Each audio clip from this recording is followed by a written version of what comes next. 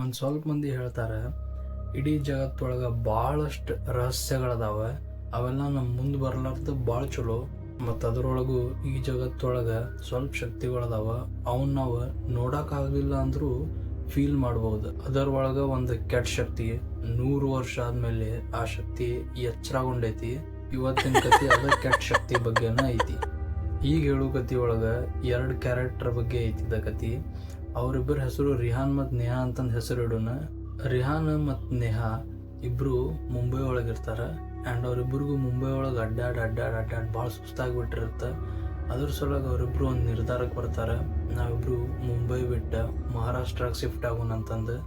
ಮಹಾರಾಷ್ಟ್ರಕ್ಕೆ ಹೋಗಿ ಅವರಿಬ್ಬರು ಮನೆಗಳನ್ನ ಹುಡ್ಕ್ಯಾಡಿ ಅವರಿಬ್ಬರಿಗೂ ಒಂದು ಸಣ್ಣ ಹಳ್ಳಿ ಒಳಗೆ ಒಂದು ದೊಡ್ಡ ಬಂಗ್ಲೆ ಸಿಗ್ತೈತಿ, ಅದು ಕಮ್ಮಿ ರೇಟ್ ಒಳಗೆ. ಆ್ಯಂಡ್ ಆಮೇಲೆ ಅವರಿಬ್ಬರು ಅಲ್ಲಿ ಅದ ಬಂಗ್ಲೆಗೆ ಶಿಫ್ಟ್ ಆಗ್ತಾರೆ. ಬಂಗ್ಲೆ ನೋಡೋಕೆ ಭಾಳ ಅಂದ್ರೆ ಭಾಳ ಹಳೇದಿರ್ತೈತಿ, ಬಟ್ ಸಖತ್ತಿರ್ತೈತಿ. ಆ್ಯಂಡ್ ಆ ಬಂಗ್ಲೆ ಓನರ್ ಸ್ವಲ್ಪ ದಿನಗಳ ಹಿಂದೆ ತೀರ್ಕೊಂಡಿರ್ತಾನೆ. ಆ್ಯಂಡ್ ನಾವು ತೀರ್ಕೊಂಡ್ಮೇಲಿಂತ ಆ ಬಂಗ್ಲೆ ಪೂರ ಖಾಲಿನೇ ಇರ್ತೈತಿ. ಅದರ ಸಲುವಾಗಿನ ಆ ಬಂಗ್ಲೆ ಇವರಿಬ್ಬರಿಗೂ ಅಷ್ಟು ಸಣ್ಣ ಕಮ್ಮಿ ರೇಟ್ ಒಳಗೆ ಸಿಕ್ಬಿಡ್ತೈತಿ. ಸಿಕ್ಕಿದ ಖುಷಿ ಒಳಗೆ ಇವರಿಬ್ಬರು ಬಡ ಏನು ಮಾಡ್ತಾರೆ, ಹಿಂದಿಂದ ಮುಂದಿಂದ ಏನು ತಿಳ್ಕೊಳ್ಳಾರ್ದಂಗೆ ಆ ಬಂಗ್ಲೆಗೆ ಶಿಫ್ಟ್ ಆಗಿಬಿಡ್ತಾರೆ. ಒಂದು ಸ್ವಲ್ಪ ದಿನ ಆದಮೇಲೆ ಎಲ್ಲನೂ ಚಲೋನ ಹೋಗ್ತಿರ್ತೈತೆ ಅವ್ರದ್ದು. ಮಾತ್ರ ಒಂದು ದಿವಸ ರಿಹಾನ್ ಅವನ ಬಟ್ಟೆಗಳನ್ನ ಅನ್ಪ್ಯಾಕ್ ಮಾಡ್ತಿರ್ತಾನೆ. ಅನ್ಪ್ಯಾಕ್ ಮಾಡೋ ಟೈಮ್ ಒಳಗೆ ಹಿಂದಲಿಂತ ಬೇಸ್ಮೆಂಟ್ ಒಳಗಿಂತ ಅವನಿಗೆ ಒಂದು ಸೌಂಡ್ ಬರ್ತೈತಿ, ವಿಚಿತ್ರವಾದ ಸೌಂಡ್. ನಾವು ಬೇಸ್ಮೆಂಟ್ಲಿಂತ ಸೌಂಡ್ ಬರತೈತೆ ಅಂತಂದು ರಿಹಾನ್ ಬಡ ಬೇಸ್ಮೆಂಟಿಗೆ ಹೋಗಿ ಡೋರ್ನ ಓಪನ್ ಮಾಡ್ತಾನೆ. ಆ್ಯಂಡ್ ಓಪನ್ ಮಾಡಿದ ಕೂಡಲೇ ನಾವು ಕಂಡ ದೃಶ್ಯ ಒಂದು ಟ್ರಂಕ್ ಇರ್ತೈತಿ. ಆ ಟ್ರಂಕ್ ನೋಡಿ ಅವಂಗೆ ಏನೋ ಒಳಗೆ ಮನಸ್ಸೊಳಗೆ ಏನೋ ಒಂದು ಟೈಪ್ ಆಗಕ್ಕೆ ಸ್ಟಾರ್ಟ್ ಆಗ್ತೈತಿ. ಅದ್ರ ಸಲುವಾಗಿ ರಿಹಾನ್ ಆ ಟ್ರಂಕನ್ನು ಹೆಂಗಾದ್ರೂ ಮಾಡಿ ಓಪನ್ ಮಾಡ್ಬೇಕಲ್ಲ ಅಂತಂದು ಟ್ರೈ ಮಾಡ್ತಾನೆ. ಓಪನ್ ಮಾಡ್ಬೇಕಂತಂದು ಆ ಟ್ರಂಕ್ ಕಡೆ ಹೋದಾಗ ಟ್ರಂಕಿಗೆ ಒಂದು ಕಿಲಿ ಹಾಕಿರ್ತಾರೆ. ಆ್ಯಂಡ್ ಆ ಕಿಲಿನ ರಿಹಾನ್ ಏನು ಮಾಡ್ತಾನೆ, ಇದೆಲ್ಲ ಏನೂ ಆಗೋದಿಲ್ಲ ಅಂತಂದು ರಿಹಾನ್ ಆ ಟ್ರಂಕದ ಕಿಲಿನ ಹೊಡ್ಯಾಕೆ ಸ್ಟಾರ್ಟ್ ಮಾಡಿಬಿಡ್ತಾನೆ. ಆ್ಯಂಡ್ ಭಾಳ ಪ್ರಯತ್ನಗಳ ನಂತರ ರಿಹಾನ್ ಆ ಕಿಲಿನ ಹೊಡಿತಾನೆ.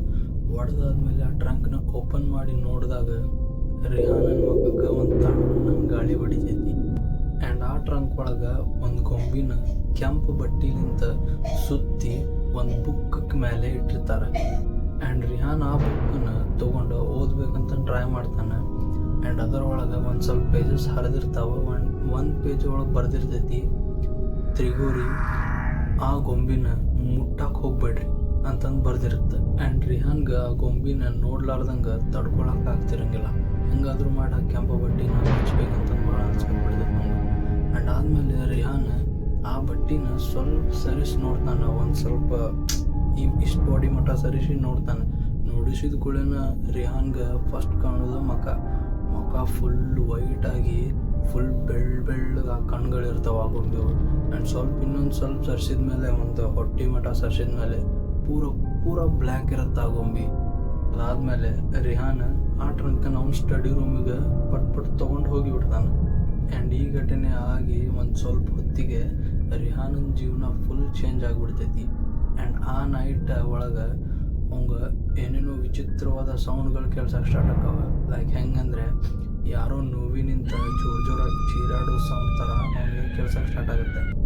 ಹಂಗೆ ಸೌಂಡ್ ಬರೋದಕ್ಕೆ ರಿಹಾನ್ಗೆ ನೈಟೆಲ್ಲ ನಿದ್ದಿನ ಬರ್ತಿರಂಗಿಲ್ಲ.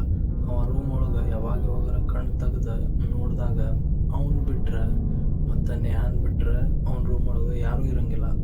ಆ್ಯಂಡ್ ಒಂದು ದಿವಸ ರಿಹಾನ್ ಅವ್ನ ಸ್ಟಡಿ ರೂಮ್ ಒಳಗೆ ಕುಂತ ಏನೋ ಬರಿತಿರ್ತಾನೆ.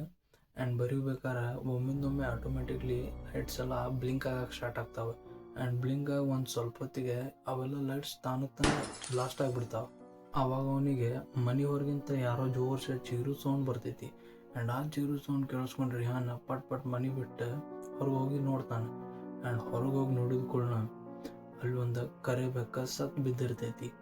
ಆ್ಯಂಡ್ ಆ ಸತ್ತು ಬಿದ್ದಿರೋ ಕರಿಬೆಕ್ಕನ್ನು ನೋಡಿ ರಿಹಾನ್ ಹೆಂಗೆ ಫೀಲ್ ಆಗ್ತೈತೆ ಅಂದ್ರೆ ರಿಹಾನ್ಗೆ ಅವ ಮತ್ತು ನೇಹಾನ್ ಬಿಟ್ರೆ ಅವ್ರ ಮನೆಯೊಳಗೆ ಇನ್ನೊಬ್ರು ಯಾರೋ ಪ್ರೆಸೆಂಟ್ ಅದಾರೀಗ ಅಂತಂದು ಅನ್ನಕ್ಕೆ ಸ್ಟಾರ್ಟ್ ಆಗಿಬಿಡ್ತೈತಿ ರಿಹಾನ್ಗೆ. ಆ್ಯಂಡ್ ಅವಾಗಿಂತ ಆ ಬೇಸ್ಮೆಂಟ್ಲಿಂತ ಅವಂಗೆ ಚೇರ್ ಅಳ್ಳಾಡೋ ಸೌಂಡ್ ಮತ್ತು ಯಾರೋ ಚೀರು ಸೌಂಡ್ ಕೇಳಿಸ್ತೈತಿ. ಆ್ಯಂಡ್ ಅವತ್ತು ರಾತ್ರಿ ಅವಂಗೆ ಏನಾಗ್ತೈತಪ್ಪ ಅಂದ್ರೆ ಇನ್ನೊಂದು ಅವ್ನ ಮುಂದೆ ಯಾರೋ ಸತ್ತಿರೋರ್ದು 4-5 ಜನಗಳ ಮುಖ ಫ್ರ್ಯಾಕ್ಷನ್ ಆಫ್ ಸೆಕೆಂಡ್ ಮುಖದ ಮುಂದೆ ರಪ್ ಅಂತಂದು ಮುಂದೆ ಹೋಗ್ಬಿಡ್ತಾವೆ. ಆ್ಯಂಡ್ ಅವ್ನಿಗೇನು ಗೊತ್ತಾಗಲಾರ್ದಕ್ಕೆ ಅವ ನೇಹಾನ್ ಮುಂದೆ ಹೋಗಿ ಎಲ್ಲ ಸ್ಟೋರಿ ಬಗ್ಗೆನೂ ಹೇಳ್ತಾನೆ. ಆ್ಯಂಡ್ ನೇಹಾಗ ಅವನ ಮಾತಿನ ಮೇಲೆ ನಂಬಿಕೆನ ಬರೋದಿಲ್ಲ. ಅಲ್ಲೇ ರಿಹಾನ್ ಒಂದು ನಿರ್ಧಾರಕ್ಕೆ ಬರ್ತಾನೆ. ಆ ಟ್ರಂಕ್ ಒಳಗೆ ಸಿಕ್ಕಿರೋದ ಬುಕ್ಸ್ ಮತ್ತು ಎಲ್ಲದನ್ನು ಓದಿ ಆ ತ್ರಿಗೋರಿಗೆ ಜಾಯಿಂಟ್ ಆಗಿರೋ ಎಲ್ಲ ರಹಸ್ಯಗಳನ್ನು ಕಂಡು ಹಿಡಿಬೇಕಂತಂದು ಟ್ರೈ ಮಾಡ್ತಾನೆ. ರಿಹಾನ್ ಅವಾಗಿಂತ ಪೂರ ಟೈಮ್ ಆ ಗೊಂಬಿನ ಮತ್ತು ಆ ಬುಕ್ಕನ್ನು ಹಿಡ್ಕೊಂಡು ಅವ್ನ ಸ್ಟಡಿ ರೂಮ್ ಒಳಗೆ ಅವನ್ನೆರಡು ಹಿಡ್ಕೊಂಡು ಡಿಕೋಡ್ ಮಾಡ್ಕೊತ ಕುಂತು ಬಿಡ್ತಿದ್ದ ಅವ್ನ ರೂಮ್ ಒಳಗೆ. ಯಾವಾಗಲೂ ರಿಹಾನ್ ಎಷ್ಟು ಹುಚ್ಚಾಗ್ಬಿಟ್ಟಿದ್ದ ಅಂದ್ರೆ ಅವ ತ್ರಿಗೋರಿ ಬಗ್ಗೆ ತಿಳ್ಕೊಳಕ್ಕೆ ಆಜು ಬಾಜು ಮನಿದವ್ರಿಗೆ ಮತ್ತು ಹೋಗೋರಿಗೆ ಬರೋರಿಗೆ ಎಲ್ಲರಿಗೂ ಅದ್ರ ಬಗ್ಗೆ ತಿಳ್ಕೊಳಕ್ಕೆ ಕೇಳಕ್ಕೆ ಸ್ಟಾರ್ಟ್ ಮಾಡಿದ್ದ. ಆ್ಯಂಡ್ ಹೋಗ್ಬೇಕಾದ್ರೆ ಒಬ್ಬವ ಸಿಗ್ತಾನೆ ರಿಹಾನ್ಗೆ.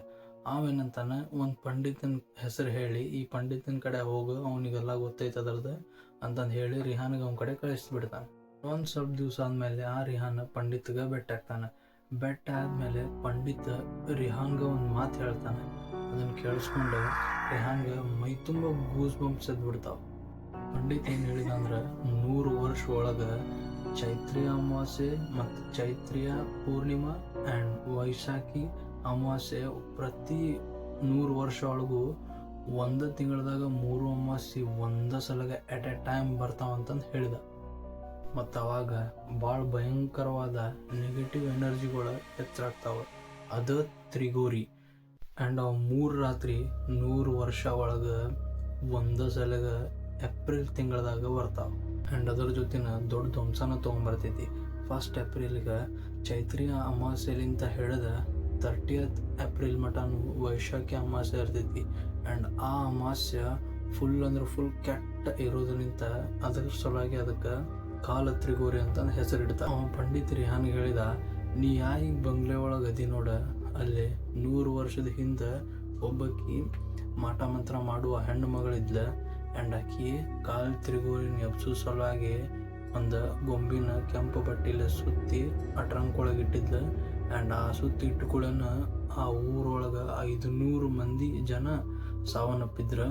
ಮತ್ತು ಆಜು ಬಾಜು ಊರ್ದವರಿಗೆ ಯಾವುದೋ ಒಂದು ರೋಗ ಹತ್ತಿ ಎಷ್ಟೋ ಮಂದಿ ಜೀವನಾನ ಬರ್ಬಾದ್ ಮಾಡಿಬಿಟ್ರು. ಇದೆಲ್ಲ ಕೇಳಿಸ್ಕೊಂಡು ರಿಹಾನ್ ಪಂಡಿತ್ಗೆ ಒಂದು ಸಹಾಯ ಕೇಳ್ತಾನೆ.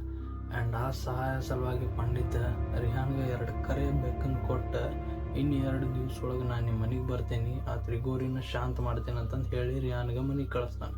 ಆಮೇಲೆ ನೈಟ್ ಆಗ್ತೈತಿ. ರಿಹಾನ್ ಪಂಡಿತ್ ಹೇಳಿರೋ ಫುಲ್ ಮಾತುಗಳನ್ನ ರಾತ್ರಿಯೆಲ್ಲ ಯೋಚನೆ ಮಾಡ್ಕೊತ ಕುಂತ ಅವೆರಡು ಕರಿ ಬೆಕ್ಕುಗಳನ್ನ ಅವನ ಕಡೆನೇ ಇಟ್ಕೊಂಡ ರಾತ್ರಿ ಮುಕ್ಕೋತಾನೆ. ಆ್ಯಂಡ್ ಒಂದು ಸ್ವಲ್ಪ ಹೊತ್ತು ಬಿಟ್ಟು ರಿಹಾನ್ಗೆ ಎಚ್ಚರ ಆದ್ಕೊಳ್ಳ ರಿಹಾನ್ ನೇಹಾಗ ಹೇಳ್ತಾನೆ, ಇವೆರಡೂ ಕರಿಬೇಕು ನಮ್ಗೆ ಪ್ರೇತಾತ್ಮಗಳಿಂದ ಉಳಿಸ್ತಾವಂತಂದು ನೇಹಾಗ ಹೇಳ್ತಾನೆ. ಆ್ಯಂಡ್ ಅವಾಗ ನೇಹಾಗ ರಿಹಾನನ ಮಾತು ಕೇಳಿ ಹುಚ್ಚಾಟ ತಡ್ಕೊಳಕ್ಕೆ ಆಗ್ತಿರಂಗಿಲ್ಲ. ಆ್ಯಂಡ್ 2 ದಿವಸ ಆದಮೇಲೆ ಆ ಪಂಡಿತ ರಿಹಾನ್ ಅವ್ರ ಬಂಗ್ಲೆಗೆ ಬರ್ತಾನೆ.